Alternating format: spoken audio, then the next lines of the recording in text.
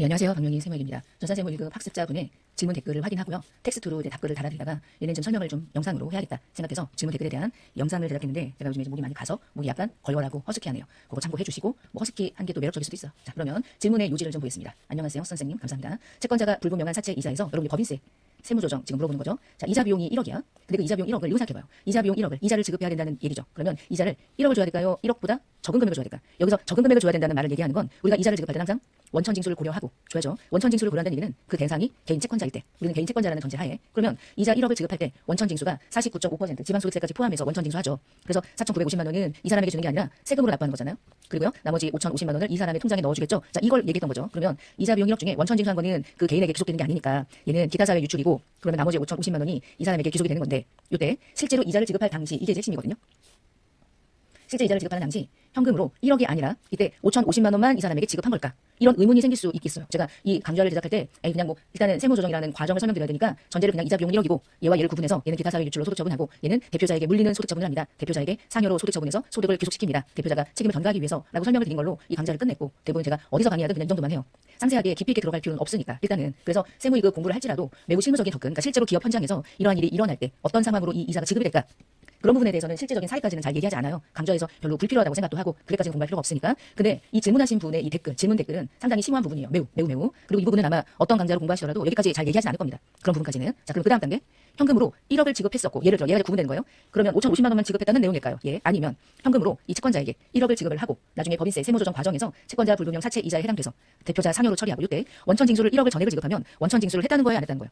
원천 징수 안 했다는 거잖아. 원천 징수 안 하면 그 채권자에게 얼마를 다 주겠어요? 1억을 다 주겠죠. 그러니까 1억 다 준 거 전부 다 대표자에게 물려야죠. 맞아, 이 얘기하는 거야. 근데 문제는 이자와 관련된 원천 징수 세액에 대한 부분은 다 기타 사회 유출로 소득 처분을 해야 되고 이 이자가 대표자 상여로 소득 처분이 되든 말든 원천 징수 세액에 해당하는 부분은 반드시 국가의 세금으로 귀속을 시켜야 되거든요. 그러면 1억은 대표자 상여로 처리하고 원천 징수 세액에 대한 금액은 당연히 채권자 불분명 사채 이자니까 최고 세율이 적용돼서 4,950만 원이 발생될 거고요. 이거를 관할세무서에서 소득세로 납부하라고 할 거 아니에요. 내야죠. 그러면 4,950만 원은 추가로 납부를 했을까요? 아닌 것 같은데요. 그게 헷갈립니다. 그래서 이 처음에 제가 외부에서 질문을 올라온 거를 이제 휴대폰으로 확인하고 답글을 이제 다루려고 이것저것 정리해서 이제 쓰고 있었는데 쓰다 보니까 댓글로 답글을 텍스트로 다 설명하기에는 좀 부족하겠다 싶더라고요. 그리고 이 부분에 대한 건 저도 강의할 때 많이 얘기를 또 안 했던 것 같고 그래서 영상으로 이 부분에 대한 내용을 좀 같이 살펴보려고 합니다. 일단 질문에 대한 요지를 잘 이해하셔야 돼. 그래야 제가 이제 말씀드리는 설명이 어떤 건지를 이해할 수 있어요. 그럼 첫 번째 사례를 한번 얘기해 볼게요. 우리가 얘를 이자 비용 1억 중에서 원천 징수를 하고 주는 케이스. 원천 징수를 하고 이자를 지급하는 경우. 일단 제가 이야기를 하기 전에 먼저 원천 징수하고 이자를 지급할 수 있는 케이스가 존재할까? 자, 우리는 법인입니다. 그리고 상대는 나에게 돈을 빌려준 채권자인데요. 불분명해요. 이 얘기는 본인이 채권자인 내가 내 이름으로 소득신고를 안 하겠다는 전제하에 거래하는 거 아닐까? 채권자가 불분명하대요. 나를 숨기겠다는 얘기인 거잖아. 내가 누군지 절대 말하지 않겠다. 그러면 법인이 돈을 빌린 거고 빌렸으니 이자를 줘야 되고 그 이자를 지급할 때 미안해. 근데 이자 지금 1억을 너에게 줘야 되는 거지. 그리고 1억을 너에게 줄 거는 맞는데 나 이거 너가 채권자가 불분명하기 때문에 나중에 채권자 불분명한 명동사채 이자야. 그래서 나중에 49.5% 해당해가지고 4,950만 원만큼 원천 징수 당한 부분에 대해서 세금 내야 되거든. 이거 나 다 알고 있거든. 법인이잖아. 세무 전문가가 얼마나 많겠어요. 그러면 1억 지급할 때 4,950만 원만큼 나중에 원천 징수해가지고 세금 내야 되니까 그냥 내가 지금 이자 지급할 때 원천 징수 하고 줄게. 어차피 까이거든. 그래서 5,050만 원만 통장에 넣어줄게. 만약에 이렇게 채권자에게 얘기하고 이자를 1억을 지급하기로 했으나 결국에는 원천 징수를 최고 세율을 때려서 5,050만 원만큼을 채권자 통장에 넣어주면 채권자가 불분명할 거야 라고 했던 그 불분명해요. 결국은 세금 엄청 많이 내요. 얘가 채권자가 불분명하다고 하는 사채 이자로 서로가 거래하는 이유 중에 하나는 채권자가 누군지를 밝히지 않기 위함 아닐까? 그리고 이 채권자는 누구랑 관계가 있을까? 세우가 이런 일을 모르면서 이자를 막 줘? 돈을 빌려? 세우자가 의사결정자인데 다 관계가 있겠죠. 드라마 보면 돈 많은 배우자의 장모님, 장인어른 막 그런 거잖아. 그쵸? 그래서 대표자에게 소득을 귀속시키는 거겠죠. 대표자가 이런 일을 모르면서 했어? 얘는 진짜 바지 사장이지. 그러면 다시 채권자 불분명 사채 이자의 논리는 1억 전액을 난 받을 거야. 죽었다 깨도 받을 거야. 네가 알아서 해. 원래는 이런 취지였어. 근데 법인이 세금과 관련된 이 세수가 빠져나가기 때문에 결국에는 4,950만 원이라는 세금을 원천 징수하고 주는 방식을 취했다는 얘기인데 이런 일이 가능하냐? 가능할 수도 있고 불가능할 수도 있겠죠. 법인이 컨트롤할 수 있다면 가능할 것이고 법인이 컨트롤할 수 없다면 그건 불가능한 거예요. 그러면 이 패턴 중에 첫 번째 원천 징수를 하고 이자를 지급한다면 회계 처리와 함께 돈이 나가는 게 회계 처리가 그때 반영되겠죠. 이자 비용이 나갈 것이고요. 실제로 그 채권자 불분명한 그 채권자에게 얼마를 지급하냐? 5,050만 원만 지급했을 거고요. 나머지 4,950만 원은 어디다가 내요? 국가 과세관청에 내죠. 근데 지금 납부하지 않고 나중에 내니까 예수금 걸어놓잖아. 근데 예수금 걸어놓는 게 무슨 의미가 있어? 결국에 예수금은 바로 다음 달 10일에 대변에 현금이 나가니까 결국 예수금 현금으로 나가잖아. 그럼 퉁치면 둘 다 나가는 거예요. 근데 얘는 얘 통장에 들어가는 거고 4,950만 원은 세금으로 내는 거죠. 자, 그럼 이때 예수금 잡았다가 까고 이거는 회계 처리하는 거고 결국에는 우리의 결과물로 보면 예수금은 사라지고 결국에는 현금이 나가니까. 자, 그럼 여기에서 세무조정을 할 때 이자 비용 전액은 어쨌거나 법인세 입장에서는 송금으로 인정을 전액을 못 받으니까 송금불산입을 하고 그 송금불산입이 채권자가 불분명하니 얘가 누군지 파악하지 않았다는 얘기인 거잖아요. 그런데도 돈을 줘서 통장으로 넣겠죠. 그럼 통장으로 하면 금융거래가 확인되잖아. 그럼 얘가 누군지 알잖아. 그럼 원천징수 할 수 있다니까 원래. 근데 이런 일이 있지 않다는 거죠. 돈다발을 가지고 싶다 이런 생각을 하고 가정하에 그러면 5,050만 원만큼은 대표자가 가져간 걸로 치겠다. 우리 이런 걸 뭐라고 불러요? 간주하겠다. 대표자가 5,050만 원 너 가져간 걸로 치겠다. 그럼 4,950만 원은 왜 기타 사유 유출로 처리하냐? 대표자가 가져간 게 아니라 국가가 가져갔으니까. 그러면 4,950만 원에 해당하는 거는 소득 처분을 다르게 가서 5,050만 원에 해당하는 원천징수를 제외한 나머지 금액만 대표자의 소득으로 상여라는 이름의 소득으로 과세가 돼서 대표자의 근로소득이 증가되면 소득세 부담을 이중과세하는 것이고 나머지 4,950만 원은 국가에다가 세금을 낸 거니까 그것까지 대표이사에게 물릴 수는 없잖아. 양심적으로. 그렇게까지 세법이 또 양아치는 아니니까. 그래서 이렇게 나누어서 세무 조정을 하는 거죠. 그게 첫 번째 질문이었던 거야. 원천징수 4,950만 원은 기타 사회 유출 이 얘기였죠. 알고 있는 거고요. 실제로 이자를 지급할 때 5,050만 원만 지급했다는 내용일까요?까지가 이제 이 설명이었던 거야. 그러니까 이게 지금 세무 조정을 할 때 항상 머릿속에서 여러분이 어떤 생각을 좀 하면서 세무 조정을 해야 되냐면 회계 처리를 어떻게 했을까? 에 따라서 세무 조정은 달라지겠죠. 당연히 원래 세무 조정이 아무것도 회계 처리가 없는 상태에서 세무 조정이 후룩 일어나는 경우는 가끔 있죠. 놀라게 됐을 때. 그렇지 않고는 어떻게 처리했지? 나는 어떤 세무 조정이 필요하지? 근데 지금 첫 번째는 원천징수 하고 지급했다면 이렇게. 그럼 여기서 또 질문할 수 있어요. 여러분 원천징수를 한다는 얘기는 소득을 지급받은 자가 누군지 얘가 누구야? 소득을 지급하는 자가 누구냐를 가지고 원천징수 이행상황 신고서를 제출하면서 원천징수를 누구에게 했느냐를 귀속자를 신고해야 될 거 아니에요. 돈을 준 자는 우리 회사고 이 돈을 받은 자를 누구로 보고 원천징수 할 거냐고요. 그때 얘를 CEO로 간주해서 소득 처분한다는 뜻인 겁니다. 이런 식으로.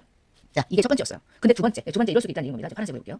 두 번째는요. 이런 경우가 있냐 이거예요. 너무 네거티브하게 생각할 수 있겠지만 사실은 두 번째 케이스가 훨씬 더 실무적인 접근인 거죠. 왜 그러냐면 이자 1억을 지급하기로 약속이 되어 있는데 채권자에게 이러이러 해가지고 대표자가 나중에 상여로 처분되고 이거 기타 사유 유출로 소득 처분해야 되니까 미리 세금 까줄게. 너는 5천만 원만 받아. 그러면 채권자가 돈 빼가겠죠. 돈 빨리 갚아. 나 너한테 안 줘. 다른 사람한테 빌려줄 거야. 당연히 그런 일 일어나지 않겠어요? 누가 이 금액을 원천징수하고 나중에 받아.